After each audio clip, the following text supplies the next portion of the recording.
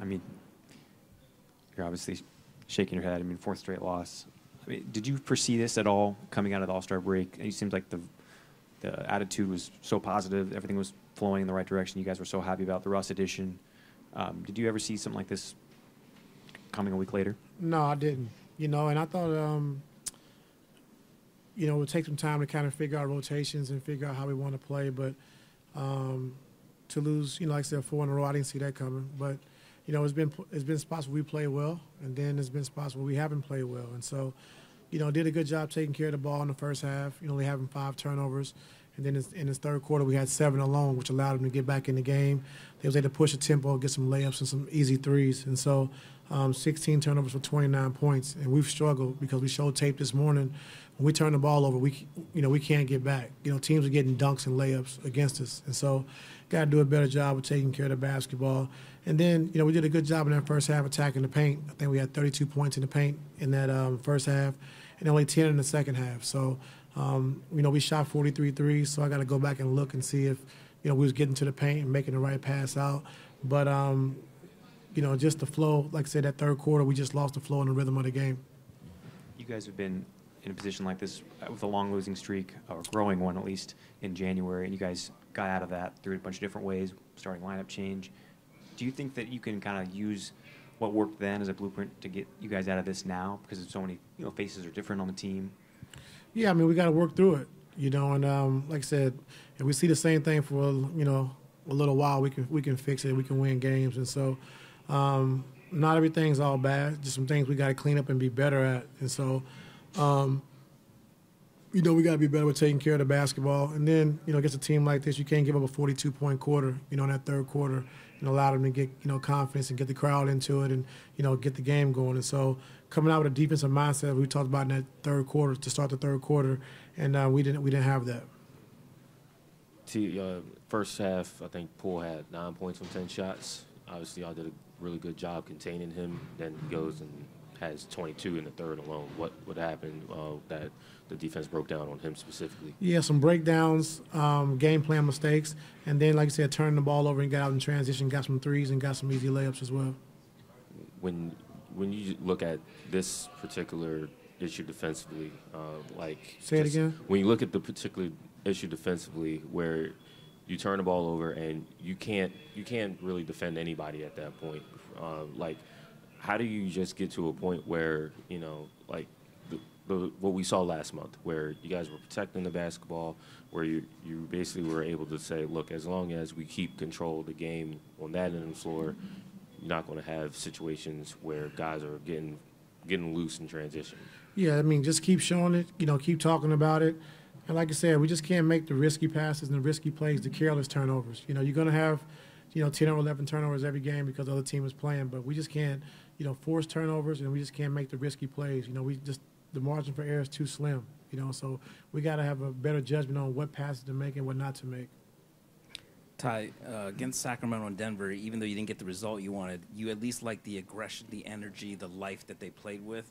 Tonight, even when you guys were up 12, it didn't quite feel the same. Do you usually have a good feel on the team. What did you feel what's going on with this team like right now? I don't know. I'm not sure. Like I said, we were up 11, 12, and it just was the rhythm to the game wasn't good. I think, you can't let your offense dictate your defense. And we weren't making threes early. We didn't make them late. And so, I'm not sure, But when you come to a situation where you're playing against the defending champs, you got to be ready to play. They're not going to give up. They're going to continue to keep playing. And no matter, 11, 12, 15, 20, you got to stay within the game. And so I don't think we did that in that third quarter. And like I said, they made a strong run, and we didn't hit back. Not that this was had anything to do with the impact in the third quarter, the turning point, but what did you think of Golden State's defensive tactic to just pack the paint and just kind of leave Russ out there?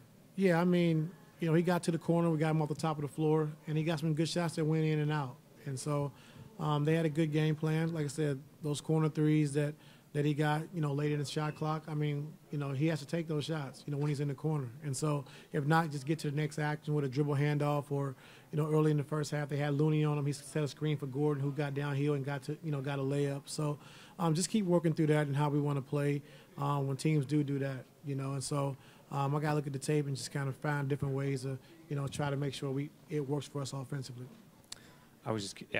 Maybe you've already covered this, but when that does happen, and it was an exaggerated strategy, maybe you won't face something that extreme.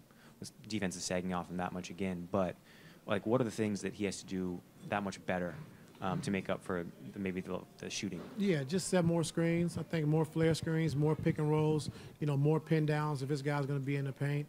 And that's the things that I have to do a better job of working with him. We talked about it, we've shown it, but we really haven't been in a position like this, for Draymond, how smart he is and what he does defensively. And so he did a good job with that.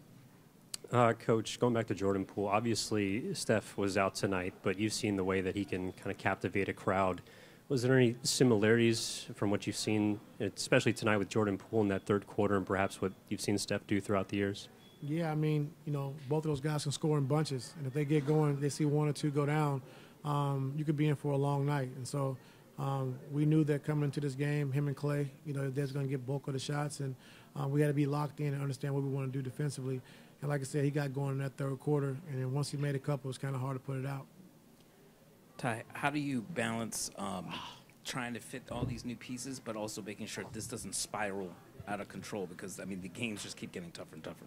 Yeah, well, the new pieces really, they have to play because, like Marcus is out, Zoo's out, so guys are going to play, and so just trying to find a balance, of what works and what doesn't work. But I think if we do a good job of taking care of the basketball, like I said, taking good shots, I think we'll be fine. And then defensively, just locking in and having, that one-on-one mentality that we're going to guard our man one-on-one and make it tough so we don't have to overhelp and pull in low man.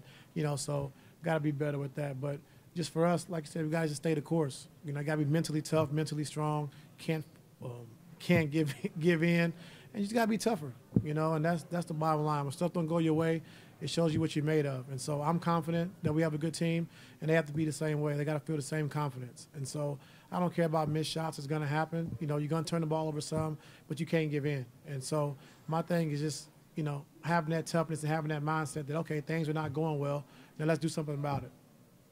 That's it. Let's get ready for Hoop Jab.